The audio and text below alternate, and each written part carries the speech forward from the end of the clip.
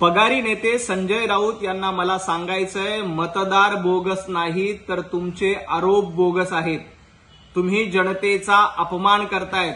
त्यामुळं 1 नोव्हेंबरला मोर्चा काढायचा असेल तर जनतेची माफी मागण्यासाठी मोर्चा काढा. कारण तुम्ही मतदारांना बोगस म्हणून त्यांचा अपमान करतायत.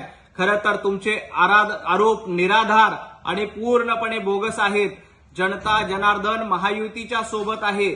तुम्ही सांगितले की 96 लाख बोगस मतदार आहेत, परंतु त्याचा एक साधा चिटोरा पुरावा देखील तुम्ही निवडणूक आयोगाला दिला नाही. निवडणूक आयोगामध्ये रीतसर तक्रार करण्याच्या ऐवजी तुम्ही फक्त माध्यमांसमोर पत्रकार परिषद घेऊन बडबड करतायत. याच्या पलीकडे तुमच्याकडे आरोप करण्यासाठी पुरावा म्हणून एक चिटोरा सुद्धा नाहीये.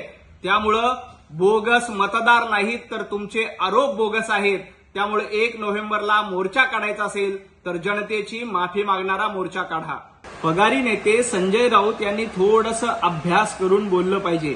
खरं तर आज नरकासुराची जयंती आहे असा दावा संजय राऊत यांनी केला. संजय राऊत थोडासा अभ्यास करा. आज नरकासुराची जयंती नाही तर आज श्रीकृष्णाने नरकासुराचा वध केला होता. जयंती आणि वध याच्यामध्ये फरक असतो, याची साधी माहिती सुद्धा पगारी नेते संजय राऊत यांना नाहीये.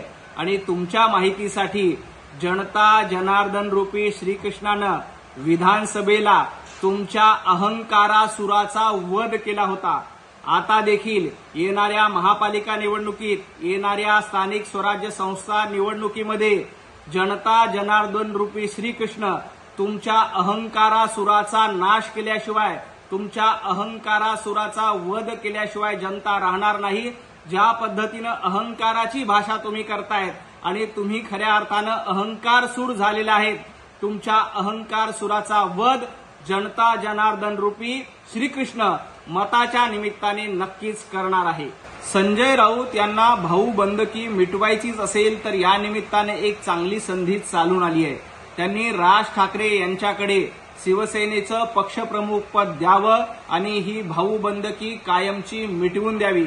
संजय राऊत म्हणतात की शिवसेना भवन हे ऐक्याचं प्रतीक आहे.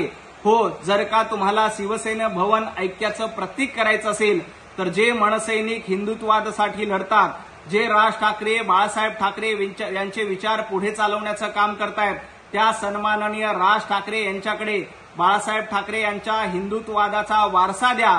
त्यांना पक्षप्रमुख म्हणून घोषित करा. तरच खऱ्या अर्थानं शिवसेना भवन हे ऐक्याचं प्रतीक म्हणून सिद्ध होईल. 20 वर्षानंतर मनसैनिक शिवसेना भवनामध्ये आले. 20 वर्षापूर्वी तुम्ही राज ठाकरे यांना बाजूला केलं होतं. आता 20 वर्षानंतर तुम्हाला ती संधी आली आहे.